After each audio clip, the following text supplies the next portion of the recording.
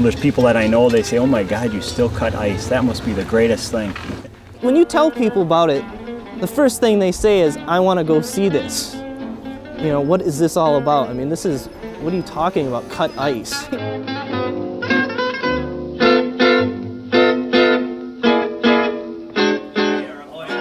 Obviously, everybody has to come in here for coffee and reminisce over the old stories and who did what over last year, every other year, you know. You get to talk about stuff and you get to rehash old things that you've talked about. You get to tease each other, and just to see everybody again is fun. Obviously, there's some pay involved in a good meal and so forth. You could probably take that away and everybody would still be back here.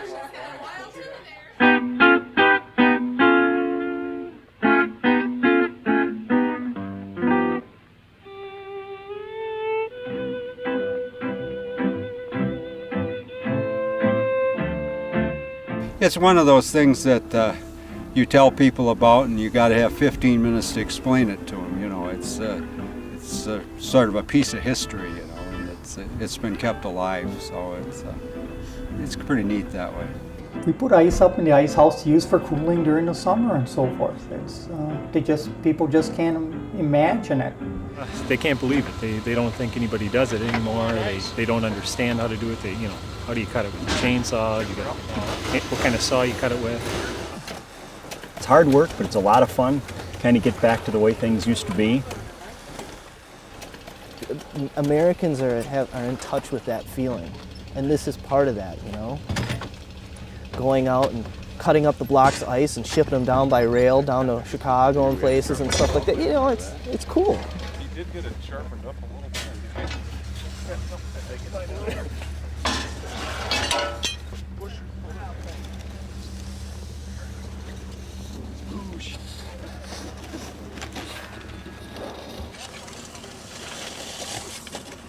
We lay out the field. And basically, we do that by scoring it. Go back and forth. It actually cuts the groove right in the ice, maybe a ½ inch to 3/4 of an inch deep. And that's what we'll use to follow with the big circular saw. Before the circular saw was around, basically that tool was used to do all the cutting. That was usually pulled back and forth by a horse. Keep going back and forth the same spot till it would go down that 8 inches, 12 inches, depending on what size saw you had.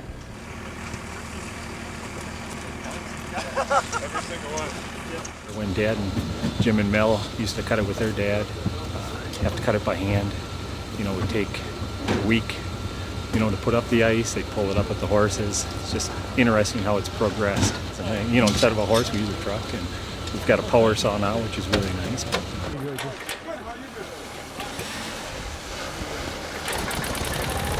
There she goes.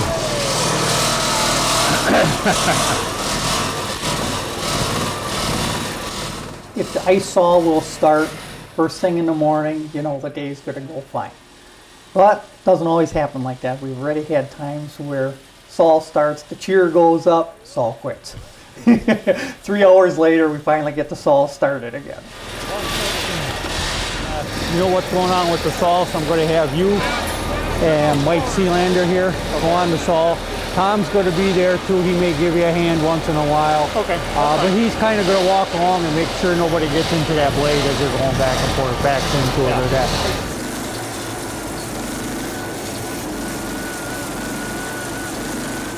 The one thing we're always looking for is large individuals to run the saw.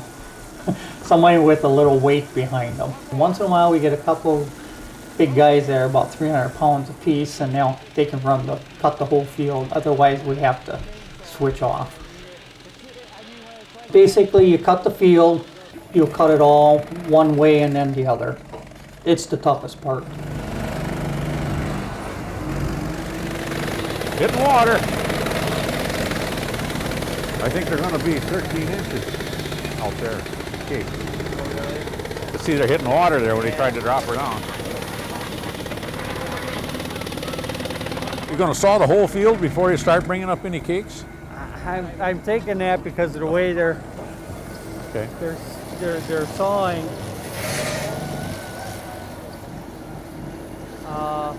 Because if we don't get them all up at noon, it's going to All them cracks will freeze again, don't they? Oh, you mean we do like half and then Yeah, do that? maybe, huh? Maybe let them finish this row. Yeah, and then start here, yeah, and then, because it's already 20 after 9. If it gets down too far where it's actually cut through, it isn't a big problem unless it's really cold. If it gets down about 0 or below, that water will flood back into all these crevices. And you can imagine you got 20-inch thick ice there and a 1/4-inch crevice. That water floods in there. It doesn't take much for that to refreeze.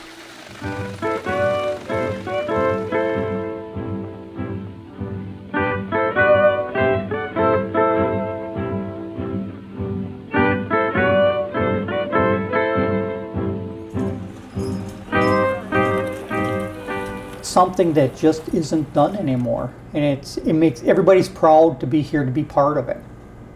And it's kind of hard to find people like that to take really pride in what's going on now.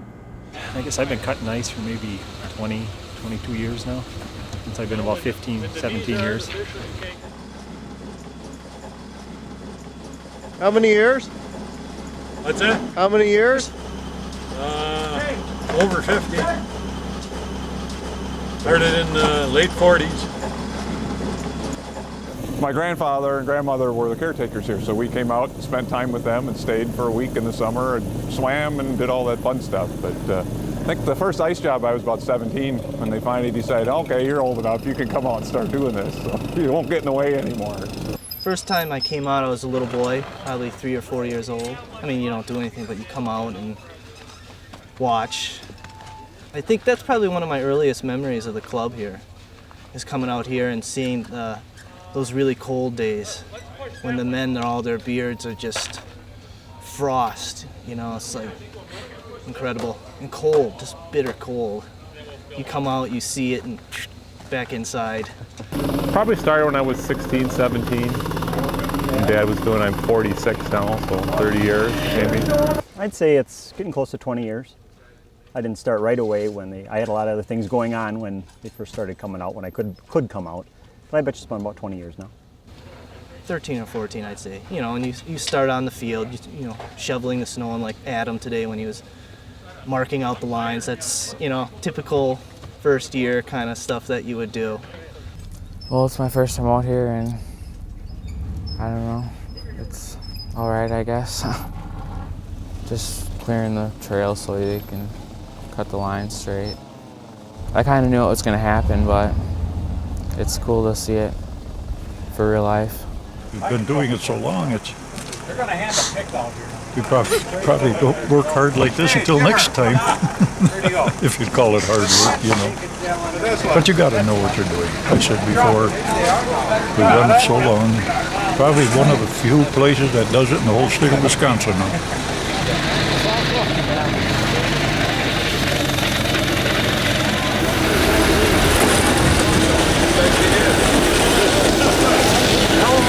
Everyone warm while we wait tonight. Yeah.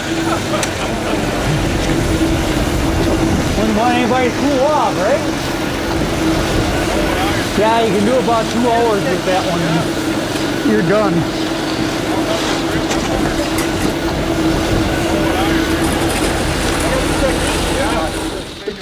Absolute best way to do it is get the saw going down so it cuts to within an inch of the bottom of the ice. Basically, the whole ice cube holds together and it's solid. You can walk on it and everything else. When the ice gets too thick, if you got 22 inches of ice, the saw will only go down 18. You got 4 inches that solid ice. When you try to break that off, it won't break straight down. It makes it tough up on the ice house. You have to knock all those little jagged edges off. I genuinely think that people have a respect for hard work. Everything's automated now. I mean, you saw how those guys on that saw. I mean, yeah, it's automated, but not really, Here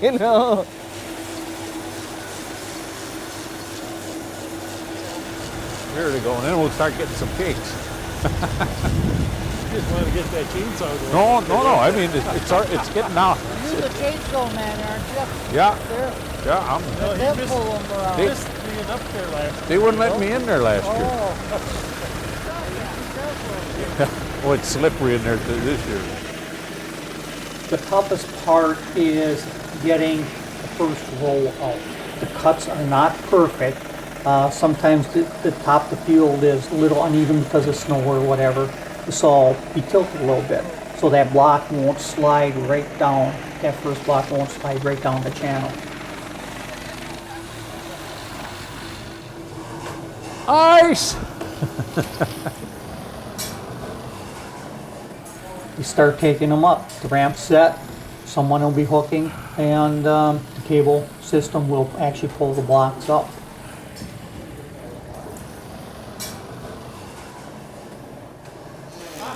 Give me that other shovel over there. Yeah, shovel. I got one coming.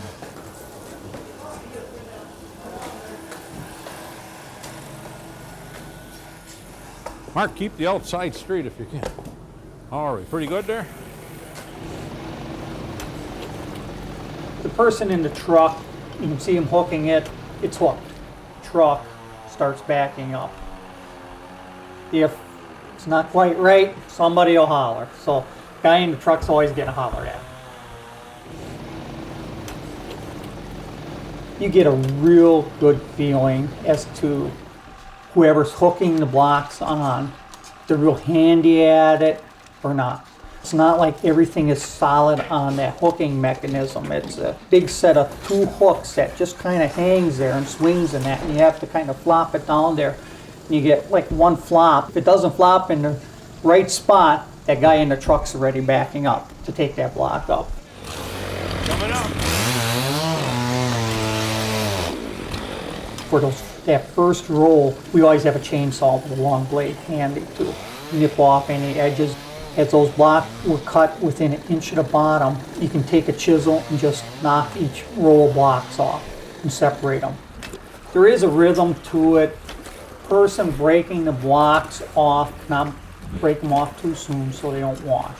As they float in the water washes it and rounds the corners. If you don't have those sharp corners, they won't pack tight up in the ice house. You know, Dad and Uncle Jim and Mel are getting older, and you know, they're kind of turning the reins over to us. And you know, maybe we'll have to turn it over to our kids or teach somebody else how to do it.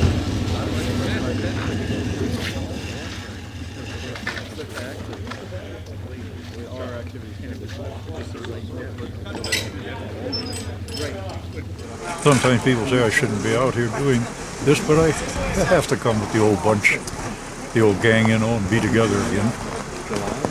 That means a lot.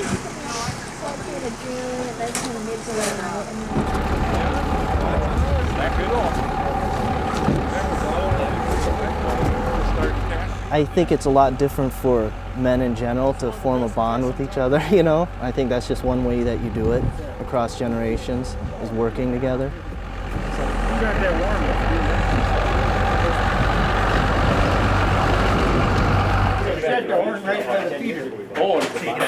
Getting the whole crew together and telling stories and being together again, doing nice job. It's one of those family gathering type things.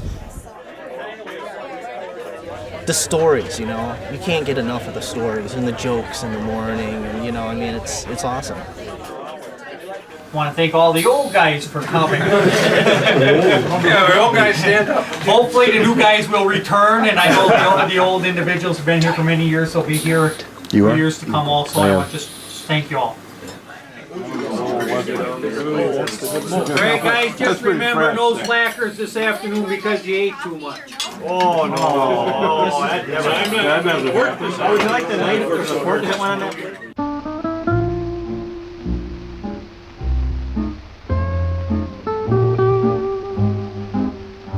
When you love a place this much, you don't have a bad day. Even the struggle is fun when you have that many more stories to tell about the day the wind was so strong or it was so cold or whatever.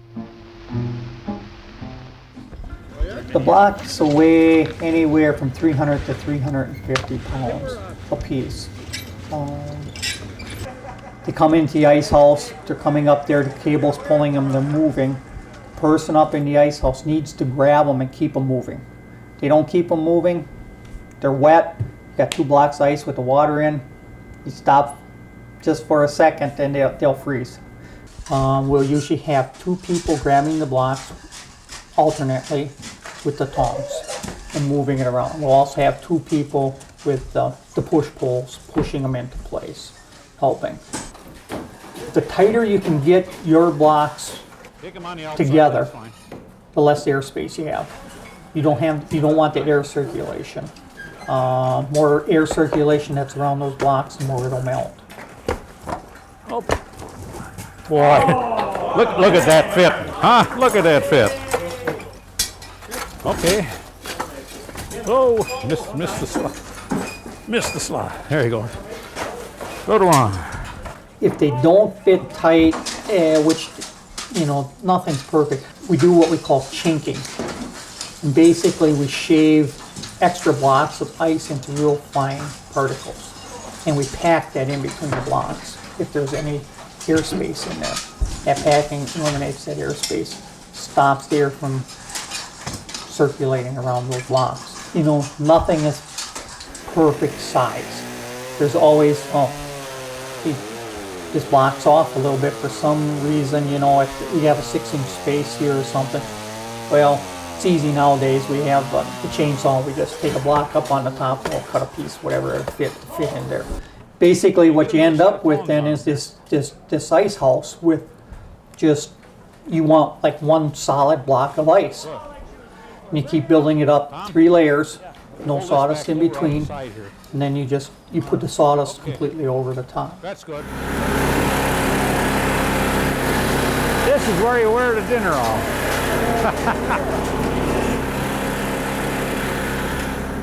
When you're standing outside where we store the sawdust, at the top of the blocks are probably at 6.5 feet from the ground level.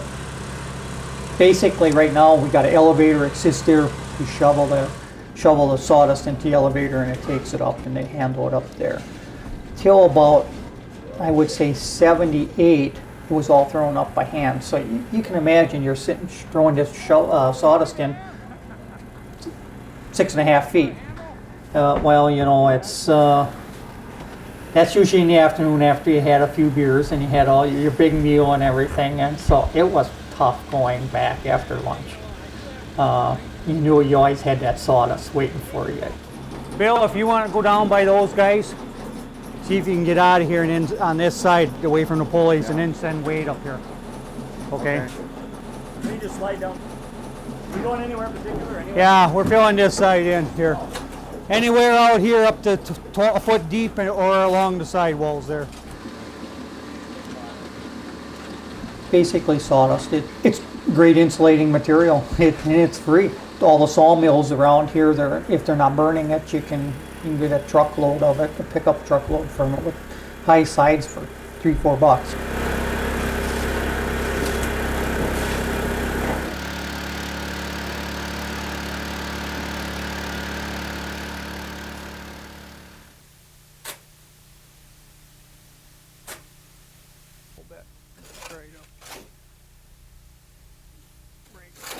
Most of your melting happens on your end blocks that are exposed more to the air. If we took another block out that was in back of these, there'd be very little melting. All right. You wouldn't want that to fall on your foot. The 3 tiers of ice, which are 3 layers, will last the whole summer if each tier is thick enough, the ice is thick enough. Has to be at least 18 inches to last the summer. If it's not 18 inches, you'll have to put a 4th tier in.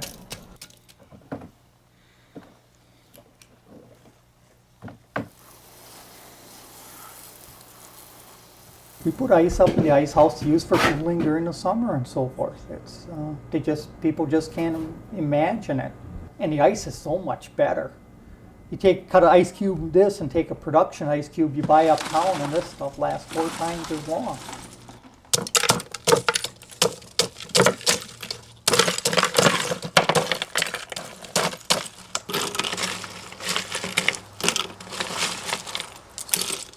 I take a block home and set it on the front porch, and there's nothing like good booze over a chunk of this lake ice, so that's a little sideline benefit.